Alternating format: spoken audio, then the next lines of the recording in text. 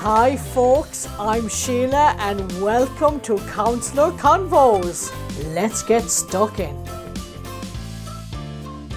Hi folks, welcome to another episode of Counselor Convos.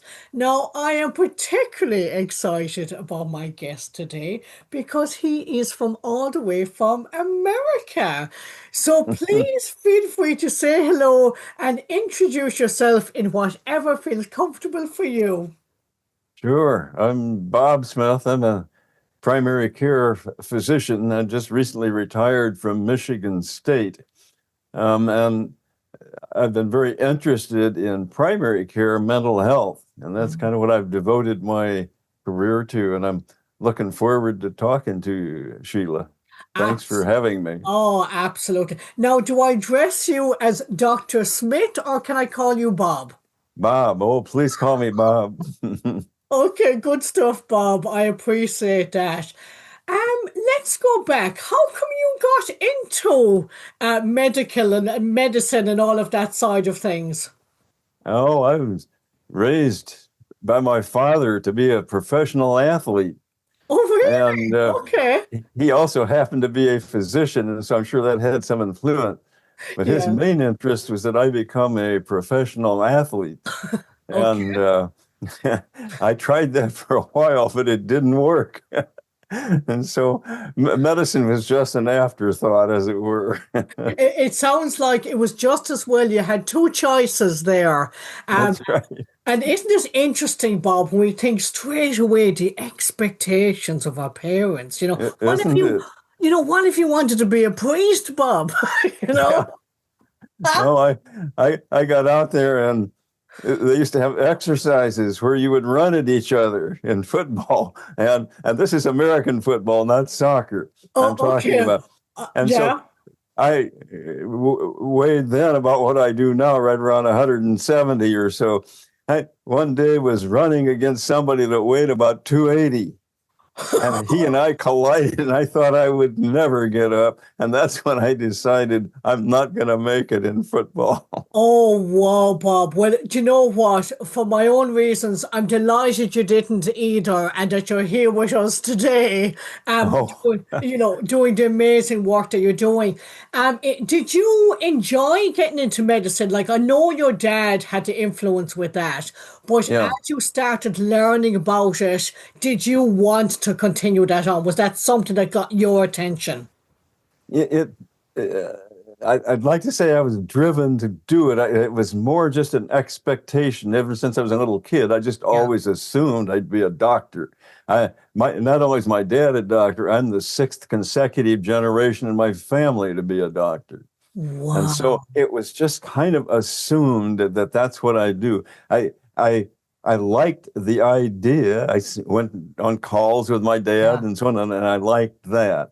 But it wasn't any great heartfelt desire to save humanity that I went into it. It was more just it was an expectation. Well, isn't that interesting? I Yeah, love your honesty with that, Bob. yeah, yeah. I love you. Out of interest, because I'm curious, if you could have your time all over again with no expectations, what would you have gotten into as a career? I don't really know. I'd often wondered that. And I suspect I might have done something like go into systems biology, Okay. do it and more into the research and so on. Although I must say I think I probably was serendipitous the way I went because I have evolved into an area that I am fantastically interested in. I feel like I found my niche and Oh. have been fairly productive at it. And so I'm not sure I would have found it in any other way. So I don't look back, I look forward. Yeah, isn't it interesting, Bob? Like I was looking at one of your other podcasts with Tim. I was fascinated by the chat you were having with him. And you can see the passion that oozes from you about mental health, about the medicine system, the medical system. Okay, let's get into it. Can you tell me a bit about the history of medicine? Because you spoke a bit about that with Tim. And I just think it'd be lovely for the listeners listeners to hear some of what you were speaking to Tim about the history of medicine and the mind-body split. Oh, sure, sure. Maybe preface it first by this, Sheila, is that Yeah. medicine is in crisis right now, Okay. mental health crisis. But everybody knows that, but nobody knows the cause, which is the fact that doctors like me, primary care doctor, are conducting 75% of it, at least in the US. The problem is they forgot to train us in mental health. And the result is just devastating. I mean, Oh, unnecessary deaths, unnecessary divorce, unnecessary incarceration because we don't recognize diagnoses. And even if we do, we prefer we offer the wrong treatment for it. But careful, it's not doctors' fault. Don't no, blame them. no. They're not trained. And Yeah. and if you talk to any of them, they'll tell you exactly what the problem is. Bob, they'll tell me there's no psychiatrist in my town. What am I supposed to do? And the Wow. point of that, Sheila, is there's only Mhm. 12% of patients are seen by psychiatrists in the US. Psychology sees another 12 or 15%. And Yeah. so medicine failed in providing not only training for primary care docs, but providing enough mental health professionals. And so and you have to ask then, mental health is the most common health condition in the US. It's more common than heart disease and cancer combined. And you have to ask Wow. yourself, why would medicine do something so incongruous, so absurd as Yeah. not to train providers for the most common health condition they see? Has medicine lost its mind? That's where the title of the book comes I from. know that's the title of your book. Has Yeah. medicine lost its mind? So, Yeah. Bob, you're saying that yourself, as qualified trained doctor, that you didn't get any training in mental health. Not at all. In fact, remember, students go through 4 years of medical school in the US and then 3 to 5 years of residency. The only supervised mental health training we get, and this is unchanged in the last 100 years, is about average of 5.1 weeks in the third year of medical school on inpatient psychiatry. Now, these patients are unlike what doctors see in practice. They're Yeah. psychotic, they're terribly disturbed, unlike what they see in practice. Yeah. Even if that had any impact, they go another 4 or 5 years before they go into practice, receiving no training. And I've calculated it out of about 15,000 hours of medical training across this 7 or 8 years, Mm-hmm. only 2% is devoted to mental health and other psychological and social factors. And so it's no reason doctors like I can't function with the most common health condition we see. And Bob, it's it's an shocking. absolute disaster. And it's amazing that it continues. This is why I've gotten interested in this. I've decided to quit talking to medicine and telling them what we're finding. I'm going to the public. The public needs to know how bad things are and how resistant medicine is. Absolutely, Bob. It's all about informed choices. I'm That's a firm exactly believer, it. educating the public, letting them know what's going on. Why do you think they're not doing anything to rectify that? Oh, thank you for asking that. It's getting back to the question you asked before. Um, there is a reason. Medicine is not made of bad people. They are not willingly harming the mental health care of people in the US or the Mm, UK. Um, and so you have to ask why? Why would they do such a bizarre thing? And we mm, go back to the 17th, 16th, and 17th centuries scientific revolution. Up until that point, from the time of Hippocrates in the 5th century BC, this is now over 2 millennia. We're now in the 16th century scientific revolution. Up until that point, the Catholic Church had ruled all of society, including science, with an iron hand. Everybody did what the church said. But now come the revolution. Science is getting some traction and feeling its oats and wants to get some action. And so it wasn't just medicine, it was physics, mathematics, and so on. Mm, But in medicine, medicine wanted to get engaged. And so what happened, long story short, very long story, sure. is that medicine and the Catholic Church compromised. And this came about through people you'll have heard of, like Descartes, the philosophers of the 17th century. They Okay. basically compromised. The church would keep the head up here. That's where the mind, the soul, and the spirit resided. And so the church wanted that for themselves. And the church said, okay, medicine, you can have the rest of the body from the neck down. You Wow. get the physical body. And so that's how it got started. And that, Sheila, Mm. that focus continued after that in biology, chemistry, physiology. Then clinical medicine adopted it in the middle of the 18th century. And then, So sorry, by, Bob. Bob, just oh, to sure, pause there. So I'm sure. taking this in, okay? So I'm sure the listeners are probably trying to take this in as well. So actually, we're going back to the 16th century. Sure. And up to that point, the church, what they said went. And we're talking about the Catholic That's right. Church here. I'm quite familiar with the Catholic Church. I can imagine. That's another podcast, okay?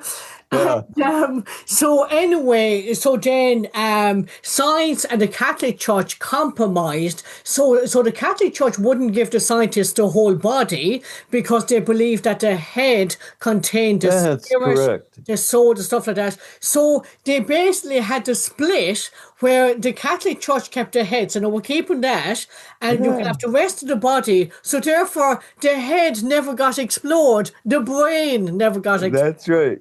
And that's the mind body split. That's what it's called. That's the origin. Up until that time, medicine saw the mind and body as one, just all going together. Now they've split it apart. Wow. And it's been that way, Sheila, ever since.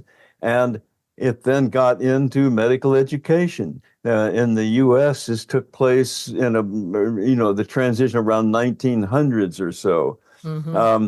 And it was at that time therapies were discovered, sulfa, penicillin, all of the Yeah. advances of the last century came about, and it was wonderfully effective. Mm.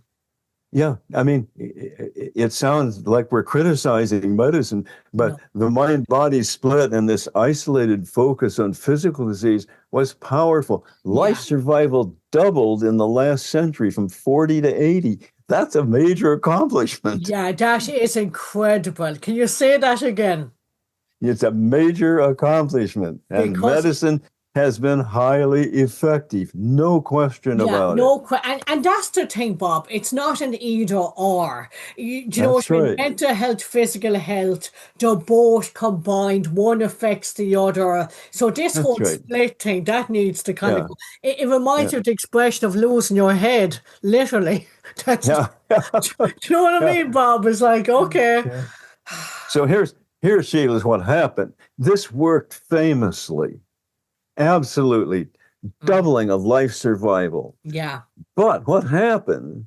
People no longer died by the time they were 30 or 40. They're living now to be up to 80. And yeah, this is now mental health problems had always been there, but now they're coming to surface as the most common problem. And while all the acute problems, surgical and medical problems, diphtheria and polio and all of that stuff is yeah. corrected, chronic diseases have replaced them. Yes, Diabetes, heart attacks, cancer, strokes. And so there's a new population to which the mind body split does not apply well no, because medicine excludes the psychological, social, and mental. It obviously cannot address mental health. And that's why they teach only 2% of the time because it's not on their radar screen. wow, And so that, but even in chronic diseases, it's a problem. I mean, 17%, this is some 30 million people in the US, yeah, have with a chronic disease, heart attacks or strokes or cancer. 17%, 30 million have a co-occurring mental disorder, depression oftentimes. Yeah. Well, if you don't treat the depression, the physical disease doesn't get better. Absolutely. They both affect each other. So this is how even physical disease, this is medicine's forte, physical disease, but even that is compromised by this isolated exclusion of psychological and social and mental factors. Yeah. I mean, and it gets worse, Sheila. um, Okay. when you have these chronic diseases, diabetes, heart, what causes them? Well, smoking, drinking, not exercising, overeating, stress. These are all psychosocial factors that medicine excludes in its training. And so when a diabetic comes in to see you, that smoking and drinking and overweight, all the doctor says is, and they take care of their insulin and they spend all their time on the physical diabetes. Yeah. Then they say, oh, you should quit smoking and quit drinking and lose weight. That's as far as it goes. They've not been taught the key motivational interviewing skills that are required to get people to change adverse health habits. Yeah. And so it just goes from bad to worse. Now I'm going to give you the really bad part. Hold on. I think I need a counseling session myself, Bob. Sit down and have a cup of coffee. I'm getting depressed. Have you got any tablets, Bob? The bad part's coming. Here it is. Okay, go on. Hit me with it.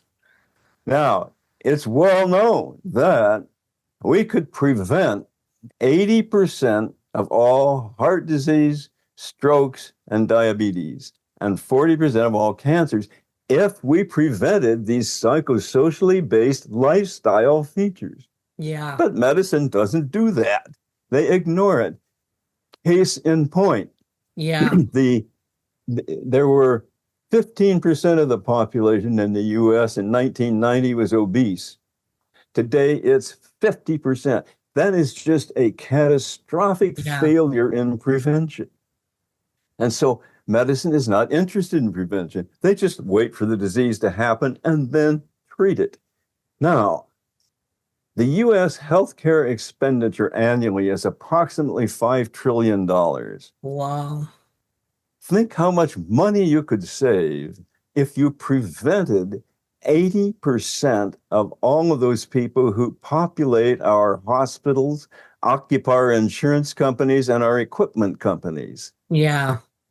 Think of the money. You could save $2 to $3 trillion if you prevented that, but they don't do it. Yeah, do you know what, Bob? Like so many valuable points there. One that I want to pick up on is the one about the whole prevention. You know, that like it makes so much sense to come at both physical and mental illness from a prevention point of view. And it's the same here in the UK. So for anybody, I'm mindful that doesn't know me, so I'm a mental health counsellor based in the UK. I'm obviously from the west of Ireland. But so I live in the UK. I've been here for the last 23 years.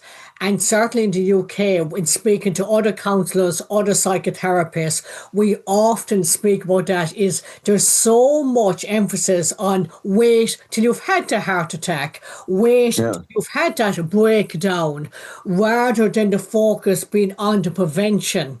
And I'm going to share something a bit controversial here. And I'll be curious to know what the UK listeners think of this, and the Irish listeners as well, and whoever wants to comment on this. Is that when I've been chatting to other professionals, it's almost like that the money is there when you're in crisis. It's almost like that you're handing out the antidepressants so much that the pharmaceutical companies, can't even say that word, but you know what I mean, are making so much money from that sometimes you kind of have to think, is there an agenda at play? Is this to do with money? Rather than really looking out for the best interests of the people. Oh, I don't think there's any question about it. In the US, we call it the medical industrial complex. Hospitals, insurance companies, pharmaceutical houses, equipment houses. And what's happened, I mean, to synthesize this, there is the mind-body split that has influenced medicine that we've talked about. And so Yeah. medicine is basically brainwashed. And I use that term advisedly. It's just psychological, social, mental health is just off the radar screen to medicine. And that's why they only train 2% in mental health. And Mm. so there's the mind-body split that governs medicine. But what's happened is that this medical industrial complex has piggybacked onto that.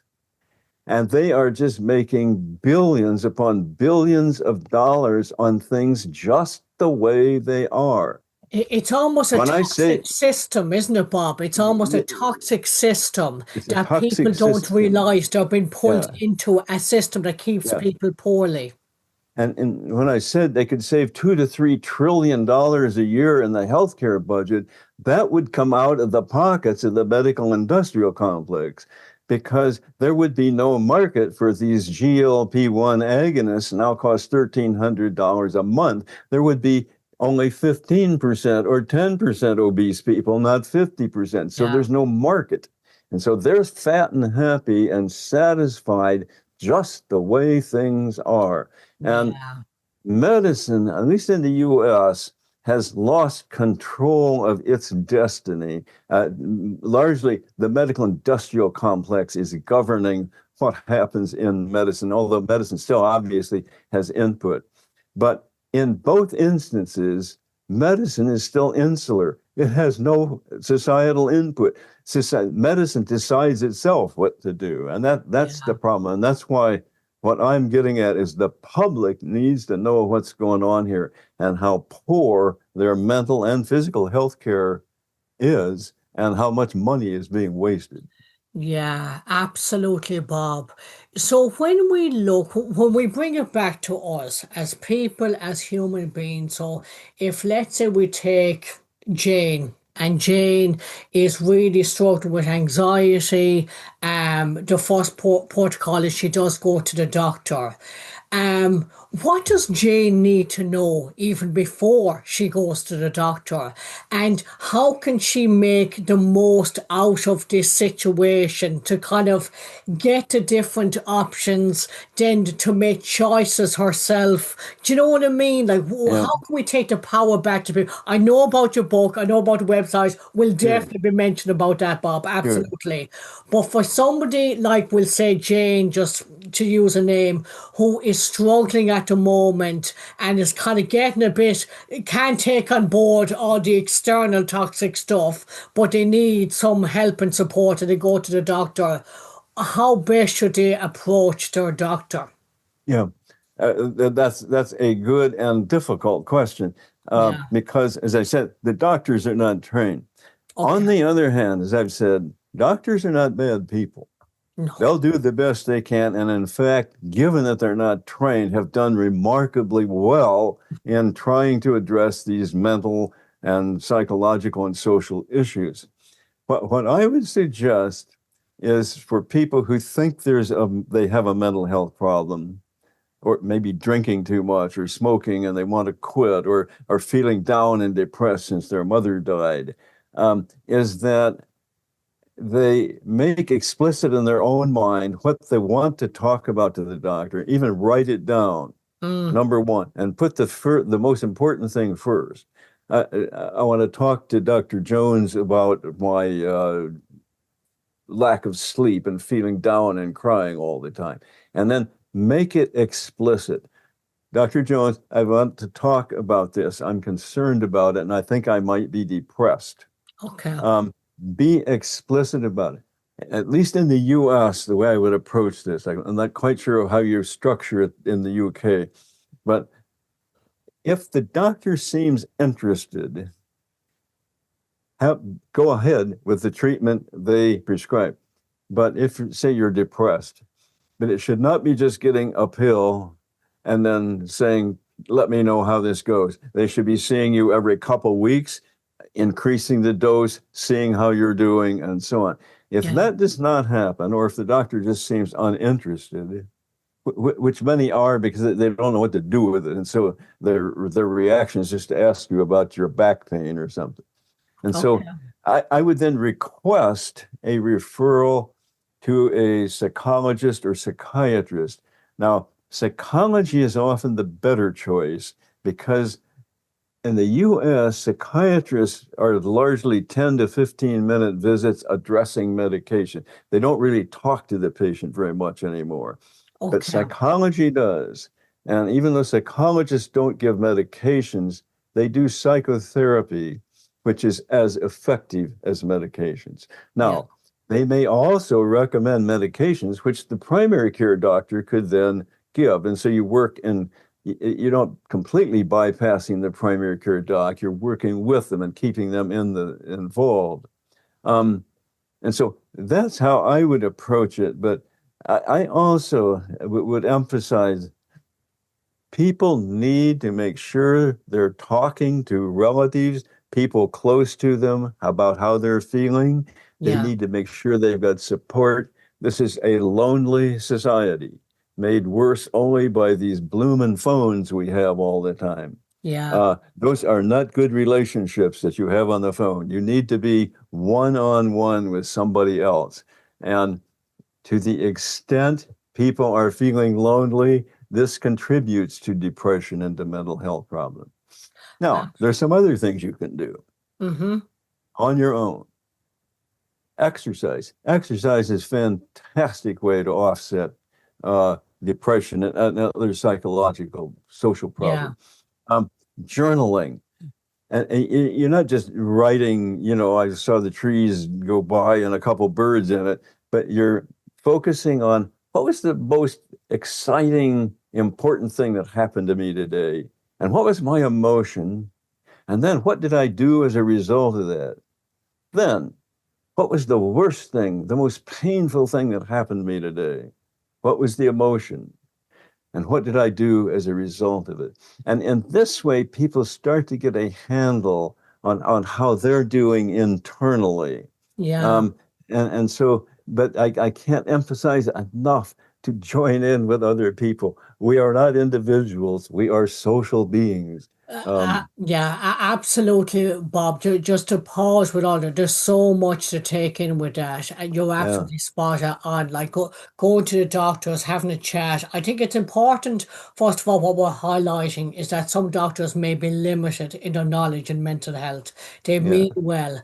I know yeah, over here in the UK, you've got there's a big thing on mental health first aid. They have a different training. I've done my own pre-recorded training because I yeah, wanted to offer something from a psychotherapist point of view. So there definitely is training out there. So where it's at in the UK, I don't know. I just know because obviously I'm not from a medical background. You just hope that the doctors do have mm, training in mental health. I'm all for informed choices and I'm all for trial and error. So myself as a counsellor, I've been a counsellor almost 20 years. And so I'm hearing people's stories. I'm with them going through the depression, with yeah, them, helping them through yeah, it. So I'm there on their journey, whatever that yeah, takes, weeks, months, years, whatever it takes. But we'll say like to share something personal about me when we talk about our own stories. Like in my 20s, I had really bad panic attacks, anxiety to the point, and really bad depression where I couldn't get out of bed. And I remember going to the doctors, and straight away, they weren't really that interested in me. They yeah, just wanted to give me antidepressants.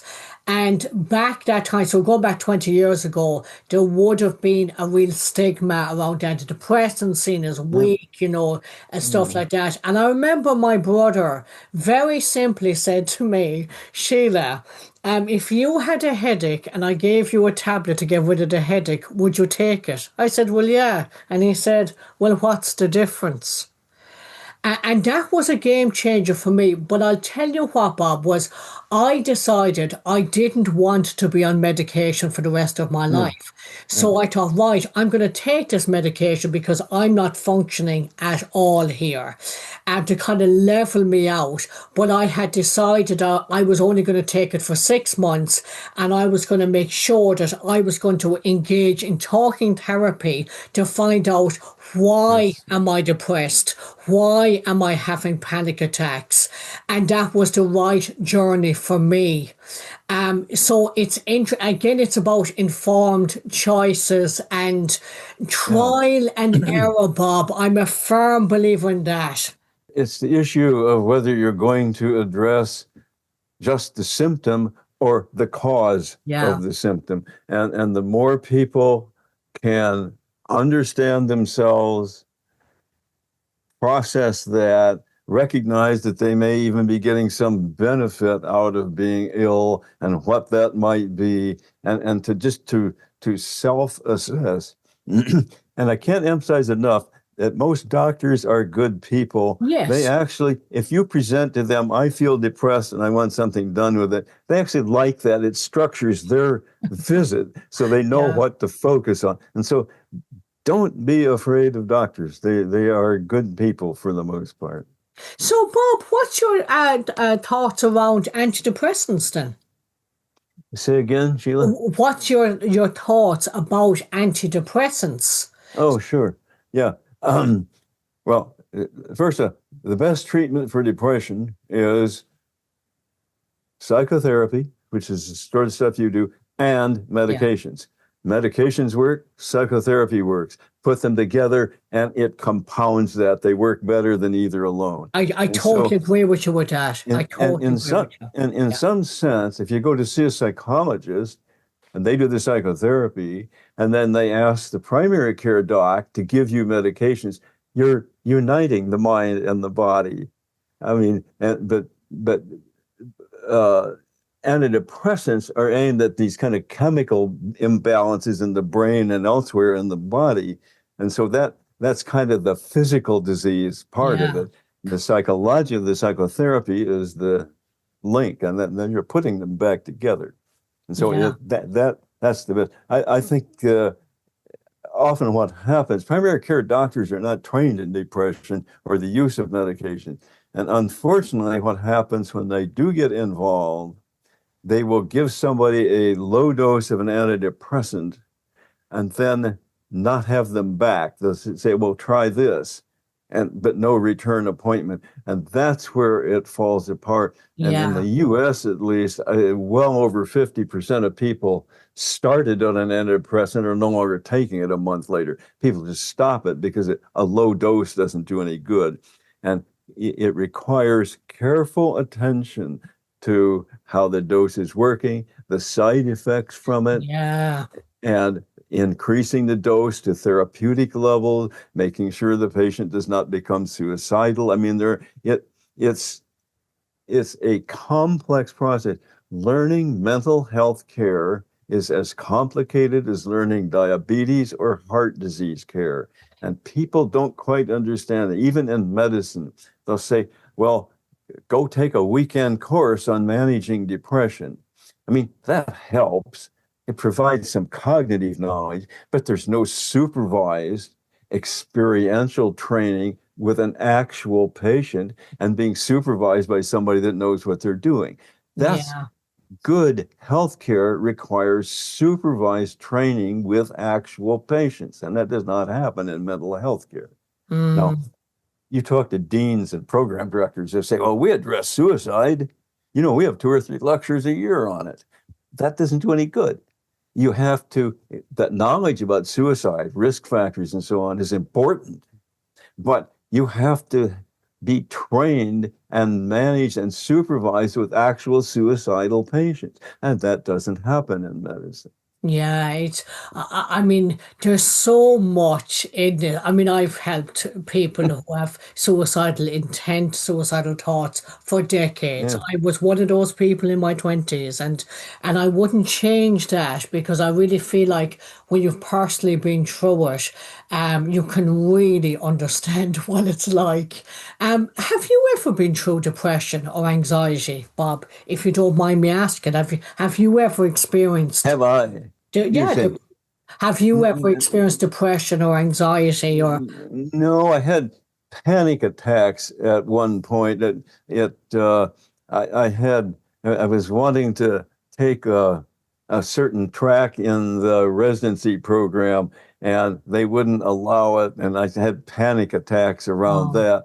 But that okay. has gone away a long time ago. Yeah, yeah. Panic attacks are horrendous. As Oh, you it's just know, awful, do the just same awful. symptoms as a heart Yeah, attack. And Bob, I just want to mention as well, I know you know this anyway, but I want to mention it as well with antidepressants. It's just if people don't know this already, that it can heighten suicidal thoughts, suicidal intent initially in the first, because a lot of people don't realize that yeah, the overall goal is to kind of level you out, but initially when you start taking antidepressants, a lot of people do feel worse before they get better. So to have a safety plan is so important because I've seen that directly with my yeah, clients. yeah. No, that it's important, and people can become suicidal at any point, and oftentimes Yeah, they will become a little more activated once they get on to treatment and they yeah. become suicidal. And so, I mean, it should be assessed at every visit. This is why you don't just give somebody a low dose of an antidepressant and not have them back. I mean, Yeah. uh, but again, it's not the doctor's fault. They're not trained. They're doing the Oh. best they can. Yeah, yeah. Okay. So going back to Jane with the scenario. So what we're saying to Jane is see what's on offer, see what the doctor's offering. If you can have both the antidepressants and the talking therapy, great. You keep yourself safe, obviously. Have a safety plan, have people around you, especially if you start getting more suicidal initially taking the antidepressants before you kind of level yourself out and you're able Yeah. to find out more about the root causes. So Yeah. safety is always paramount. Okay, so that's on a human level. So on a bigger level, I know you're on a mission, Bob. So go on. Tell us about the book. Tell us about your Sure. goals, what you want us to do. Come on. Sure. I mean, the essence, I've said it already, is the public needs to be informed and know how bad their mental health and physical disease care is, how bad their prevention is, and how much excessive cost this is resulting in. Yeah. Medicine is not doing anything about it, nor is the medical industrial complex. Okay. Accordingly, the public needs to become enraged, and they should be once they find this out. That's why I'm going public. That's why Has Medicine Lost Its Mind is out there, is to Okay. enrage the public so they get their politicians in gear to do something. Okay. Now, what is that something these politicians are going to do? And here's what they should need to do, in my opinion. They will set up a commission, a federal commission, which will investigate medical education Mm, to see if it is adhering to the most scientific approach available and if it is preparing its graduates rather to treat the most common health conditions they face.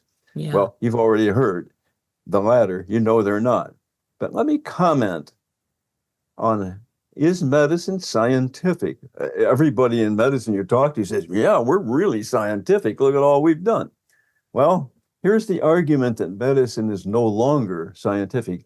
It was scientific at the turn of the last century. All sciences, now this is back in the scientific revolution, started in a reductionistic way, which looks at just one part of a problem rather than all parts. They Mm, look at one part. And so they all were that way and were effective. Now, come about the 1900s, the other sciences started adopting a broader approach to incorporate all parts of the problem. It's called a systems view. okay. Um, Newtonian physics, for example, was replaced by relativity and later quantum theory. They didn't scrap Newtonian physics, they still use it, but they complemented it. And so all sciences, mathematics, cybernetics, modern ecology, modern biology, all adopted a systems view.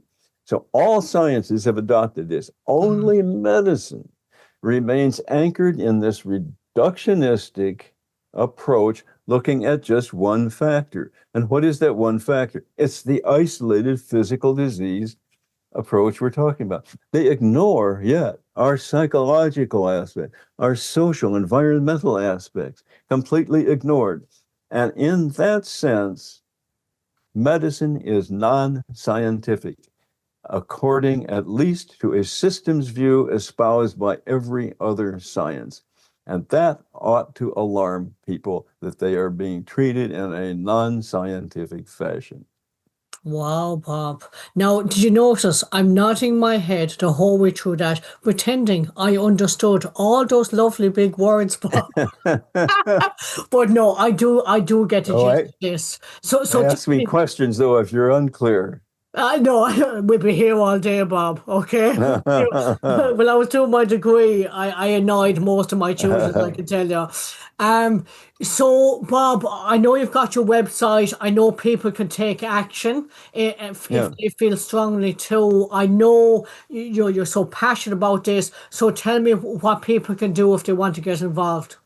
sure. My website is robertcsmithmd.com. And don't forget the MD. There are too many Smiths. You'll never find me, but it's robertcsmithmd.com. Okay. Yeah, When you click on that, on the very first page, there is a square that says Act Now. Click on that. There is then a sample letter that you can send to the president, the surgeon general, the National Academy of Medicine, your congressperson, and your senator. Just tap on that email, plug this letter, short paragraph letter, and it's requesting a investigation of medical education, just like I described. Plug that in there and send it. You might want to, I mean, Sheila, you shared your own issues back 20 years ago. You yeah, might add your own paragraph in there of how you personally have been affected by poor mental health care. But then go ahead and send it. This is the way every individual can have some input into changing this system. yeah. Yeah, absolutely, Bob. I think you should be the next president, Bob. I've Oh, decided that now. okay. Well, I'll get your vote at least. You've got my vote, Bob. Absolutely. Okay, so we've heard that about the website. I love your passion, your honesty. Isn't it interesting? When we started off our chat and the expectations, but look at where it's naturally led you to now, doing something that you're so passionate about. You're creating change, which is Yeah. really what. Remind me, where in America are you based again? Battle Creek, Michigan. I've just moved here from Chicago. It's the cereal capital of the world. Okay, okay, good. So, I've been to Chicago, so I've done Route 66 on the back of a Harley Davidson motorbike Yeah, right. with my then partner, who's now my husband, and I've now got a full motorbike license. So I look Good. forward to doing it all again, Route 66 on my own motorbike. Uh, Bob, I can tell. Bob, how do you look after your mental health? What activities do you like to do? oh, Aside from, all of this? I do some things we were talking about. I journal, I Yeah. exercise, I meditate. I still like athletics. I like to Oh, do you? watch. I was wondering about that. I was Yeah. thinking of the football again, the Oh, American football. oh yeah. I still love to watch that, and I can feel even that identification with it that I once had. Uh, That no, and expectation from your dad. my wife and I travel a lot, and we do lots of things together and with family Oh, and friends, and just yeah. you keep a well-rounded life. Oh, fantastic. And I know you're on the socials as well. I know you're on Facebook, you're on LinkedIn, you're on Twitter, because I followed you on all of those. And Oh, good. Ben, who does the video productions for this, he will put your details in the write-up to go with this podcast. So if people want to get in contact with you, if they want to go on your website, that they can do and be part of your amazing movement. So the Yeah. name of your book again, Bob? Has medicine lost its mind? It's up here over just next to my head up there. Has medicine lost its mind? It's so important the work that you're doing, Bob, and your passion for it. And I just really appreciate your time. I appreciate your insight. I wish you all the best with this. If there's anything I could do here in the UK or the lovely Oh, Irish listeners and all of those, please well, get involved, folks. sure. Well, thank you for what you're doing, not Oh, just here, but on all of that. You're raising people's consciousness to mental health, and that's what's important. yeah. People need to become aware. Absolutely, Bob. We had Mental Health Awareness Week here in the UK. We had that last week. So as I'm recording this, it's now the following week, but it hasn't stopped. And I've my own, like I've been doing speaker events the whole time, and I've my own unique take on mental health approach. And I have what's called the anger cushion, and I get people to kick the shite out of it because I firmly believe that depression is merely anger without enthusiasm. There's a lot to that. you know, That's a um, lot to that. but I think it's about like you being a doctor and me being a psychotherapist. I think it's not either or. It's about collaboration. It's That's about right. working That's right. together. Do you know what That's I mean? exactly Mind, it. body, spirit. All together. So, Yeah. Bob, thank you so much. I wish you well in everything that you're doing here, and I look forward to see your journey continue. Listeners, if you want to comment, please do. Anything you want to add to this, feel free to agree to disagree. It's all about having different opinions, and everything's welcome. But we Yeah. hope that you found this podcast helpful. So, Bob, thank you Uh, very much. well, thank you for having me, Sheila. I've enjoyed it. An absolute pleasure, Bob. I hope to see you again. Take care. Okay, bye bye. Thank you for listening to Counsellor Convos with Sheila McMahon. If you've enjoyed this episode, consider checking out her YouTube channel or pop on her website, mindmanagementforyou.com.